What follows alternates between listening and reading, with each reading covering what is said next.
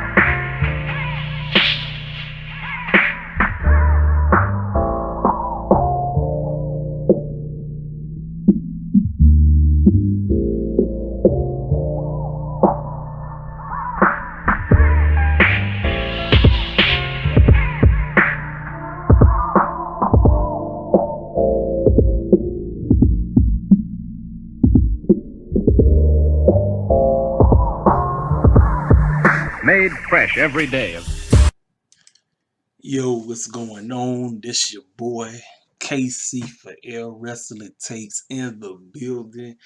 Here to give you my honest review about this episode we just had last night called Beach Break, featuring Kip Sabian, The Wedding, six-man tag, Kingston versus Archer, and the main event, the Good Brothers, Kenny Omega versus Pac, Ray Phoenix, and John Moxley. And I can't forget about Thunder Rosa versus Britt Baker. So we're going to talk about everything. We're going to talk about Darby Allin's situation. We're even going to talk about this match right here with Hangman Page, Matt Hardy versus Chaos Project. So get ready. I'm going to give you my honest review. Y'all know how it is. Every time when you come to Kingston for the Wrestling Tanks, you're going to get that real. I don't sugarcoat nothing. I keep it at 100 with every wrestling fan. I know I got people who watch me that love all forms of wrestling. I got more of the, I feel like I got more WWE fans, but that is what it is. When you come here, you're going to get an honest perspective. I keeps it 100. So let's go ahead. Let's dive into the show. So we open the show with the number one contender battle royale for the AEW Tag Teams titles. Now, this match had the Jurassic Express, which is Jungle Boy Luchasaurus.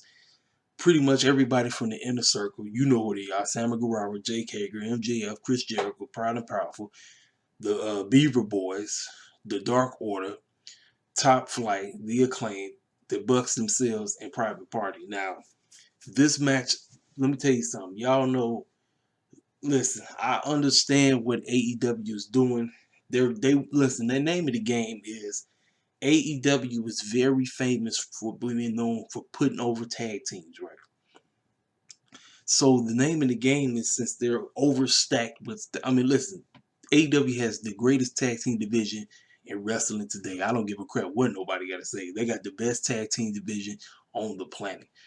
The name of the game is, like I said, you want to get over as many cats as you can.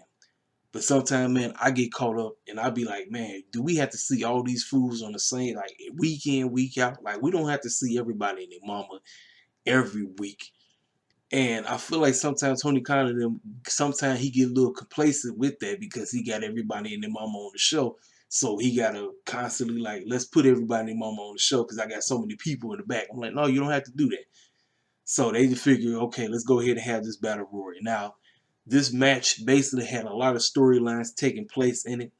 I was watching carefully because I wanted to see exactly who was throwing out who and why and every situation that happened. I'm just going to narrow it down. It's kind of interesting how the Good Brothers eliminated both Private Party when they just went against them for the tag team title. I'm supposed to be keeping up with Impact Wrestling, but for some reason I have not, and I apologize. I'm not supposed to. But I think they were supposed to be going against the Good Brothers for the I keep saying TNA. Yeah, for the TNA/Impact Tag Team Championships on Impact, if I'm not mistaken. So it's kind of interesting how the Good Brothers, who weren't even in the match, eliminated them. Or when he tried to go out the ropes, talking about Isaiah Cassidy, they was right there. They cost them. So that's a little storyline with that situation. Meanwhile, you had the Dark Order mixing it up. The Luchasaurus actually looked good at this match because he was dominating at first, but you already knew he wasn't going nowhere. The Acclaim got eliminated real quick. They got them fools up out of there. The Beaver Boys, they got them clowns up out of there. Dark Order was hanging in there for a long time. Stu Grayson was the first one to go. Then the Evil Uno, followed by both what's the other two members? John Silver and Alex Reynolds, right? They end up getting eliminated.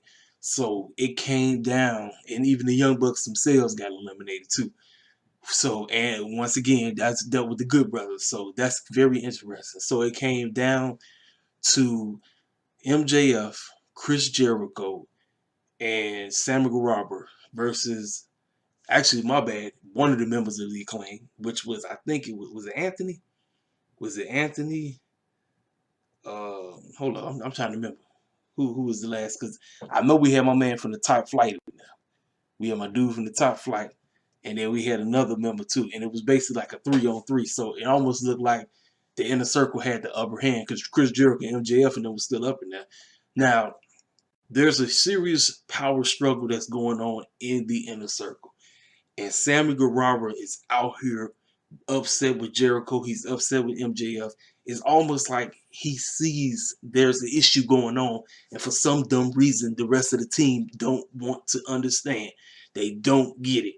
And I'm liking where we're going because I believe there's a serious swerve that is going to take place. Well, Chris Jericho wasn't paying attention, and he ended up eliminated. Well, it wasn't him. It was one of the, what was it, my man from Top Flight? I think it was my dude from Top Flight. He ended up eliminated, but it was Chris Jericho's fault. So Sammy Guevara was like, yo, what's this about? So then it came down to my dude in the Top Flight versus Inner Circle, Chris Jericho, MJF. Well, my man from the Inner Circle ended up getting rid of MJF. So now it's down to my man in the Inner Circle. Chris Jericho and my dude from the Inner Circle. I'm tripping. My dude from Top Flight. And I already knew my man from Top Flight wasn't going to win because you know the name of the game. Y'all know how the game works. Y'all know. I don't have to go into details, but Chris Jericho ended up winning. So it will be Chris Jericho and MJF taking on the Young Bucks at Revolution. Now, after that match, Chris Jericho was trying to celebrate, and Sammy Guevara walked off. He walked off pissed. He walked off ticked off. And I'm telling you, there's some issues going on, and everything is going to explode at Revolution. I'm telling you. I'm gonna talk a little bit more about the segment that happened backstage, a little bit more about this situation. So, all right, so MJF and Chris Jericho, they win. So before we went to a commercial break, they actually gave us a vignette about Jade Cargill. Now, listen, when it comes to Jade Cargill, am I rooting for Jade Cargill? You best believe I am. Because at the end of the day, yes, she is a sister, and I want to see the sister succeed. I hope and I pray that this young lady can wrestle. That's all I ask. I want to see, can she go? We're going to find out come March the 3rd. Because actually, I thought this match was going to be on Revolution. But apparently it's going to be on TV. And I think that's actually a little bit better that it's not going to be on the pay-per-view. So that pay-per-view slot could be for somebody else.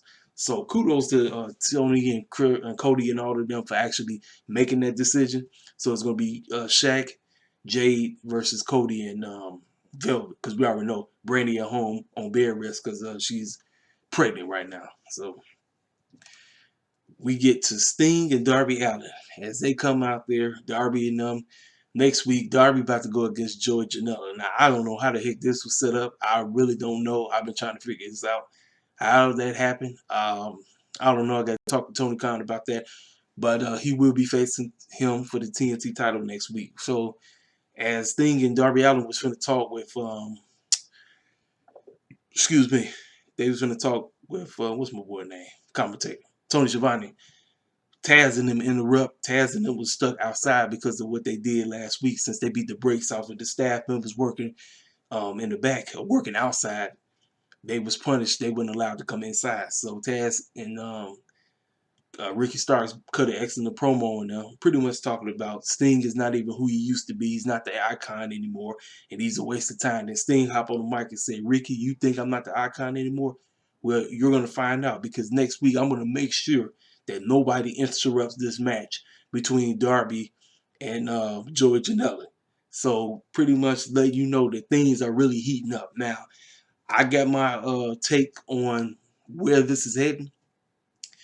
The title won't be on the line at Revolution, right? So would it be a smart move to have Sting take the pinfall? This way you still protect Darby, or would Sting get the pinfall? You know, I don't know. I'm kind of torn right now. I don't know where you go with this. I don't know, because it's like, I'm kind of siding with Team Taz to win this match. I really am. But we got 5 weeks of build, so we're gonna find out. We got 5 weeks. Actually, my bad, we got 4, because this was the 5th. This was week 5. Now it's week 4 coming up, and it's a countdown to the final week going into Revolution. Now, here we go. Dr. Britt Baker with Rebel versus Thunder Rosa. Listen, people, I've been trying to tell people for a long time. I said, you're looking at the next AEW Women's Champion. And they actually advertised the women's tournament. So now it's basically Team Japan versus Team America. And they gave all the different Japanese wrestlers that's participating in this match versus all the American wrestlers that's participating. Now, since Rio just made her way back to the States, she's on Team America. Now, there was a lot of people that was kind of upset because a certain black female wrestler was not in there. You know who I'm talking about. I'm talking about Big Swole. Listen, how do I feel about this situation? Should Big Swole been up in there? Yes, she should have, but I understand why she wasn't in there. I told y'all from the get-go, Big Swole got the gimmick. Big Swole can cut an excellent promo. My girl needs a lot of work in the ring. And I think Tony and them probably said, you know what, I'm not going to put her in this situation. I'm going to let Big Swole keep on get better at training. We're going to keep training her. She won't be a part of this situation because, and a lot of people's talk about where there still is the AEW tag team, because you know they're finna drop the tag team titles for the women coming soon. So maybe they hold her off for the tag team tournament. I don't know, but I think personally, I want to see Big Swole get more and more better in the ring, because I'm telling you, if Big Swole gets to the next level like Britt has done, I'm telling you, Big Swole, I believe Big Swole would be the one to take the title off of Britt after her run. You see what I'm saying? This young lady, Britt Baker, she and Thunder Rosa did they thing. I'm telling you, the girls tore the house down. This was an excellent women's match. I hate the picture by picture, because every time when there is a great match and I'm watching it, there go that stupid man picture by picture, and it makes it. I'm in the match, then I get taken out the match because I'm trying to focus on what's going on in the little tiny man box. And I can't, because it's so doggone small, you can't really pay attention because you're looking at these stupid commercials that they're showing. This is what I hate. And I know they got to pay bills, but I hate the picture by picture when it's a great match like this. Britt Baker has improved a lot. I still see some things that she needs to work on. She still needs to work on certain things. I'll tell you that. But the young lady has improved, and I take my hat off to her. Thunder Rosa, she gave her a great match. And yes, Thunder Rosa got screwed in the end. Tony Khan, once again, got everybody in their feelings, because you know what this says? This says that Britt Baker cannot win on her own. And Thunder Rosa did tap. She was knocked out cold, so she didn't tap to the jaw, whatever it's called, the lock jaw, whatever her move is. And thanks to Reba by taking off the barricade, the turnbuckle, to basically help her out. So like I said, this is pretty much saying that Britt Baker cannot beat Thunder Rosa clean. She can't. She needs help. Like, she tried everything to put her away, but she couldn't. She had to result in that situation to help her win the match. So kudos to both ladies doing what they did. Thunder actually sold. I know some people in the, I'm not gonna talk about him, but if I say who he is, you gonna know exactly who I'm talking about. He said that Thunder Rosa don't sell for nobody. She actually sold the mess out of that. She was knocked out cold. She sold for Britt, and kudos to Rosa for doing that for her. She sold for certain people that said she don't sell it, she doesn't sell. She sold for her. So like I said, the ladies did their thing. So kudos to them.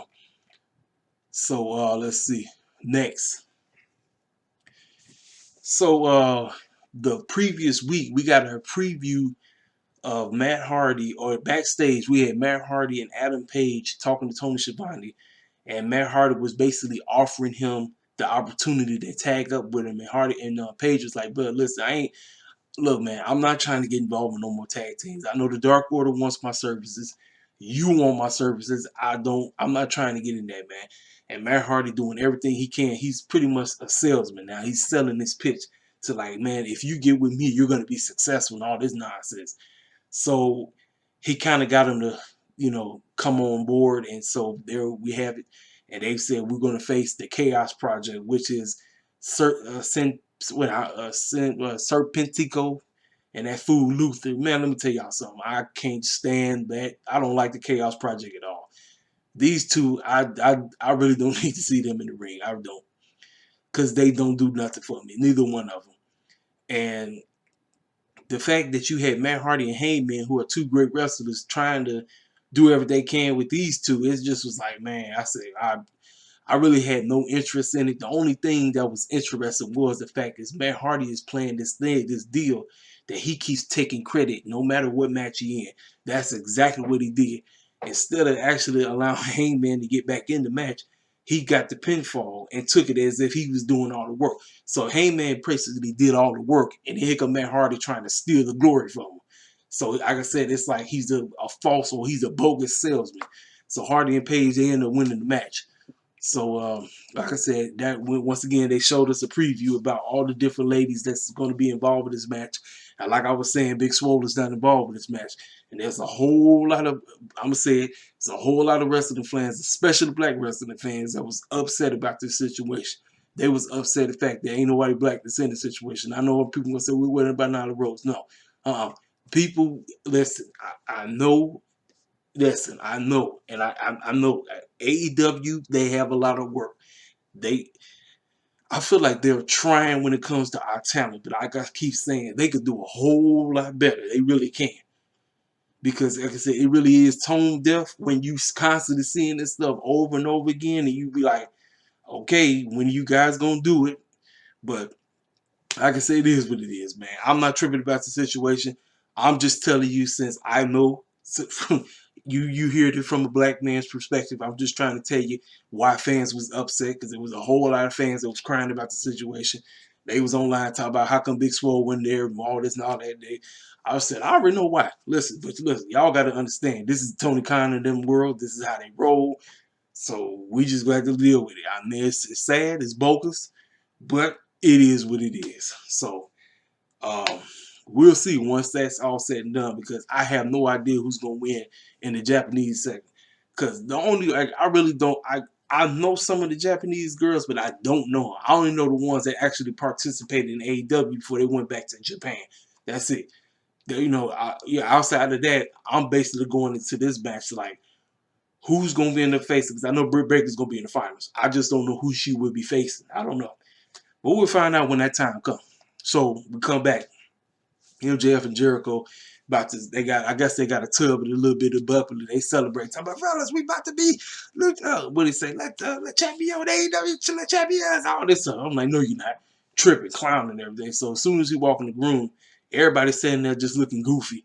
And then Sammy just sitting up there looking all disgusted and everything. And he looking at them and they looking at all this and everything. And Sammy said, look, man, you don't see what's going on. Like, you talk about, he said, we did it, man, we did it. He's like, no, not we. You did it, not me. He said, what are you talking about, man? He said, you don't get it. He walked out the room, right? Jericho went chasing him, right?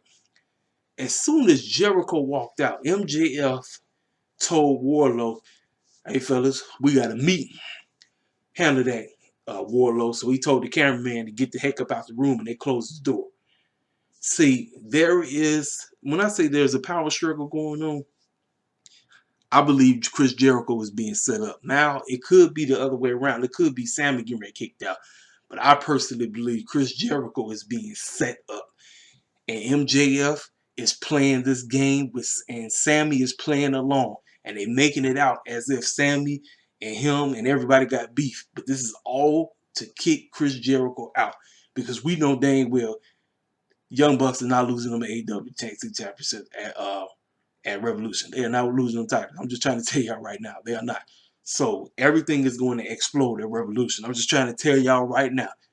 You gonna see it. Like I said, I already see it coming. I'm like, that's where I'm going, because it's like, man, you got all this drama going on. It's like an inside, get it, inner circle. They got an inner beef going on, but this is basically to put MJF, and he takes the wheels, he takes full control, and they all kick Chris Jericho out. It could also mean they kick Sammy out, but I'm going with them possibly kicking Chris Jericho out when they lose the title. I mean, when they lose the match against the Young Bucks at Revolution. So here we go. Now, there was a lot of people in the community. I was reading tweets. A lot of people was very mixed about this wedding ceremony. Now, apparently, they really got married for real in the back. They really did. So, congratulations to Simon. So, Mr. and Mrs. Simon Kevin Simon Kevin Kippen. That's his real name. Both of them. Congratulations to both of them, because they really did get hitched last night. So congratulations to them. I pray that they have a successful and healthy marriage. I pray everything goes well for the both of them. So anyway, like I said, there was a lot of people that really was not feeling this wedding ceremony. So you had Vicky Guerrero out there, and out the woodwork, here comes James Mitchell. I said, wait a minute, what is this fool doing on here? But then again, you got to remember, Tony is playing this game where we got cats showing up on Impact. He's showing up on Impact and all this stuff. So him being there, you know that he is the reverend or whatever you want to call him. He saturated this wedding. Jerry Lynn brought Penelope Ford out. Like I said, she looked beautiful in her gown. So Kip Sabian has said his vows right. Now, when Penelope tried to say hers, he kind of interrupted her. I'm going to say the reason why they went that route, because I personally think Penelope Ford kind of got she kind of was a little bit nervous. So that's why he kind of, now it did look bogus. I'm not going to lie. When he took the microphone from her, I said, bro, how you going to do your lady like that? But then when I was watching, I said, I think she's a little bit nervous about saying whatever her line was. So that's what they said, okay, just go through. So he said what he had to say, and then her little line, then he stopped it. So after that, James Mitchell was like, if nobody's going to interrupt this, by the power invested in me, man, I now pronounce you husband and wife. And they got to slobbing each other down live on TV. Listen, that was authentic. I don't give a care when people say that wasn't scripted. That was authentic. When you on TV and you got your boo and you kissing a mess, I mean, look, I thought I saw some tongue. That's all I'm going to say about that. But so after that, then Miro hopped on the mic. And Miro, the moment when he said, "What is love?" the audience started singing the song, "What is Love?" by, I forgot the dude's name. I actually listened to the song. The audience was singing the lyrics, talking about, "What is love, baby? Don't hurt me." I said, oh my God. And got the crowd singing it, chanting it, and it interrupted his promo because he couldn't continue saying what he wanted to say. It was like he stopped right there. He said, "Okay, y'all, be quiet now. I'm trying to continue what I got to say." So next thing you know, there was like a big old present chilling over there, and he was like, "What the heck is this?" And then his butler man, which is Chucky Taylor, he said, "That's from me." So when he knocked it up, he basically destroyed it because it was like it was nothing in there. So as he's destroying it, somehow, some way, Chucky Taylor handcuffed the dude's foot to the doggone ropes. I don't even remember when he did it because I was too busy paying attention to him destroying that doggone big old box that was right there. So next thing you know, as they went over there to the cakes, when he found out he was handcuffed to the doggone ropes, his foot was handcuffed. Kip Sabian said, "Wait a minute, what's going on?" Then Chucky Taylor pushed him into Penelope Ford, and she went into the cake. And then he was like, "What?" He said, "Come on." He said, "Why? He said, I'm tired. This is why you ruined my wedding." All this crazy stuff, right? So then, next thing you know, Orange Cassidy popped up out the cake, all this goofy stuff, and everybody laid each other out. And so basically, Chucky Taylor and Orange Cassidy basically walked off strong, and basically leaving them looking goofy as heck. So this is my take on the whole wedding. Was it a bad wedding? No, but I'm personally, like I said, I really don't care about weddings and wrestling. If you've seen one, you've seen them all. I'm serious. I'm gonna keep it, but it was kind of cool singing, everybody singing the song and all that crazy stuff. But and like I said, it was nice, you know, like I said, because that was legit. That was real. Like I said, people think that was scripted. No, that was real. Like I said, congratulations to both Kip and Penelope for. But overall, like I said, the Red segment, it was okay. Like I said, it wasn't bad, but like I said, I understand why a lot of people didn't like it. I get it. And I'm not finna sit up here and sugarcoat nothing. I understand exactly why. Because when you see one wedding, you've seen them all. You know what I mean? Like, I personally feel like wrestling should never do wedding skits ever again. I don't. I don't need to see it. That's something that you just keep off of wrestling TV. I know they're trying to, make it interesting, but that's just something that you don't put on wrestling TV. So Tony Khan, from here on out, no more wrestling skits on wrestling TV. That's all I'm gonna say. No more. Now, let me tell y'all something. I told you every day, I would never be a fan of lumberjack matches. This match really didn't even need to happen, to tell you the truth. I was thinking that these two was gonna meet up more than likely at Revolution, but the fact that they had this man beat him, and you know how to name the game. Everybody got to get involved. The bunny, she almost got the move done on her, and all. Just silly. But then when Butcher and the Blade got involved, it was these two big dudes they got up in there. They call themselves Bear Country. I don't know what these cats are. I believe they've been on Dark. Like I said, I don't watch Dark. Forgive me. I should, but they laid them out. My man Blade, he went through the doggone table and all this stuff. Like I said, it's always chaos in lumberjack matches. That's how it always is. But Lance Archer ended up doing the move on Eddie Kingston, and he got the 1, 2, 3. Oh, Jake Hager actually tried to get himself. Jake Hager almost hurted himself trying to lay somebody. I said, man, this old man, he thinking this like the late 80s, early 90s. I'm like, bro, no, you don't need to be getting involved in nothing. You need to just cut promos and call it a day. I'm serious, Like I said, congratulations to Lance. He got the victory.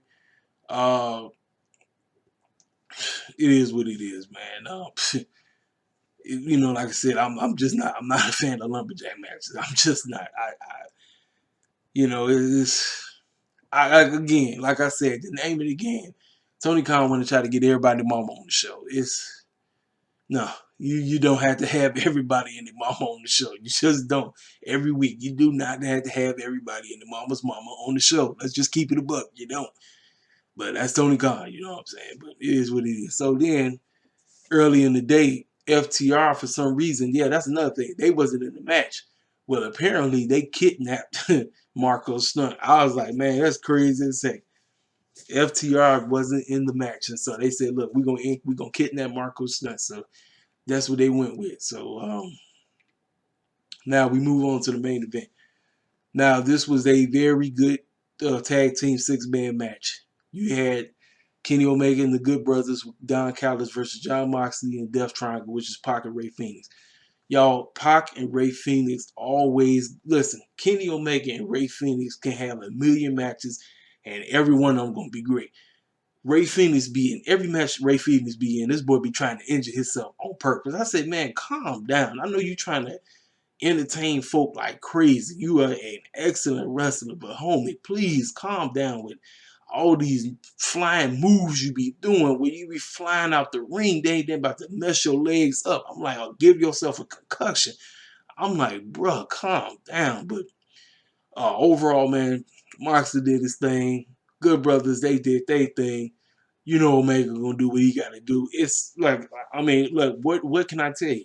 I really don't have anything else to add. Like the brothers go out there, they handle their business. They do what they need to do, you know. But at the end of the day, you know what's going to happen. They had to make sure that the heel team win, and that's exactly what happened. Now, they did make you think Omega was going to lose that match. They really did, but at the end of the day, they ended up winning. So after the match, right, they tried to jump everybody in there. They tried to jump Moxley. They tried to jump Penna. They tried to jump, I said Penna. They tried to jump Phoenix, and they tried to jump Pac. Well, Lance Archer just comes out. I was like, well, why is he running out there? I said, ain't he still dealing with Eddie Kingston? Nope. He runs out there. He lays out Kenny Omega and them. And then they lay him, he knocked them out. They go somewhere, they lay out. Then next thing you know, Moxley's back on his feet trying to do something. And he lay out Kenny Omega. And then next thing you know, they some dude with a mask on pop up. He take the mask off, and it's my boy Kenta from New Japan Wrestling. And the whole internet shook. Everybody and their mama's mama was going in. Now check this out. Remember, Kenta is in New Japan's version of the Bullet Club. Now you remember, we got AEW's version of the Bullet Club. That's a power move right there, folks. Listen, Tony Khan has got a new partnership with Impact and New Japan Wrestling. Do you understand what power move is being made? And I know a lot of fools is probably online talking about, look at these guys, they're trying hard to compete with the WWE. I'm like, bro, this is business. Do you understand? At the end of the day, this is all about business, and Tony Khan is doing everything he can to bring together these small companies and bring them together as one. And they are going at the WWE. Let's keep it a buck. That's exactly what's going down. I'm here for it. I really don't pay no attention to New Japan Wrestling. I don't. There's a lot of cats in the industry that watch New Japan Wrestling. They know a whole lot of the cats over there in New Japan Wrestling. Outside of what's his name? Kushida Buddha. Well, I'm pronouncing the name, and then the other guy. I really don't know too much about New Japan Wrestling. You know, I know about the Bullet Club and all that and everything, but I don't know too much. But the fact that we trying to bring all these cats together, listen, I'm here for it. I'm going to keep watching. I'm going to stay tuned in. I'm going to see what's going on. I'm excited because I don't know what's going down. I don't. That's why I watch. And that's why I take a hat off to Tony Khan, because he keeps me excited. He wants me to stay tuned. Like I say, when it comes to WWE, right now, because it's WrestleMania season, they're somewhat keeping me invested. Somewhat. But right here, over here on AEW Town, they doing everything they power they can. Now, there's a lot of work they need to do. I tell you, to week in, week out, I don't need to see a million people in one ring at all times. Don't need to see all these dumb man tag team matches. Don't need to see all that. Like I said, give me 2 tag team matches a show. Like I said, give me 3 matches. So think about this. Give me 3 main matches. Give me 2 tag team matches. And then give me a host of promos throughout the entire night. Different storylines here and there built. Like I said, at the most, I'll go with 3 tag team matches. I don't need 4, 5, 6, 7, 8. I don't need all that. I don't. Like I said, and then make sure you feature the women a whole lot more. I'm glad that we got a tournament going on for the AEW title. Here's another thing. I want to start hearing from my girl, Sheeta. I want to hear her speak. Listen, she is the AEW Women's Champion. She needs to come out there next week and start talking about this new tournament that's going down. And she said, I'm looking forward to wrestling whoever wins. Whoever. Like I said, she can talk about it. She can say, because whoever wins, they ain't taking my title. And get bold with this. Because the name of the game is you want to present the women in a positive light. You want to push them right. You want the AEW women's division to become just as good as the women over there in NXT, all that. You know what I'm saying? And you could talk about, you can almost say that the women in Impact is great, because there's a lot of great women wrestlers over in Impact. It is time. There's no more games. There's no more playing around with this thing. No more. Tony, we can't play with this no more. We cannot play around with the women's division in AEW. Them days is over. Acting like you care, no. You got to put forth the effort like you do with the fellas. So time is out for that. That's basically my review, folks. If you like the show, let me know in the comment section. Tell me what you think about the whole deal. Like I say, I appreciate everybody to come through. Listen, I know my channel ain't as big as it's supposed to be, but I appreciate all the cats who actually decide to come through. I appreciate it, because those few people that come through, you're my audience, and I appreciate every single one of you. Like I said, I know my voice isn't as big as a whole lot of these other cats that's out here, but like I said, when you come to my channel, you're going to get the real deal, authentic, serious as heck. You know what I'm saying? I'm not finna sit up here and play this side and play that side. I'm going to tell the truth like how I see it. This your boy Casey Field. I'm out. Holla at me.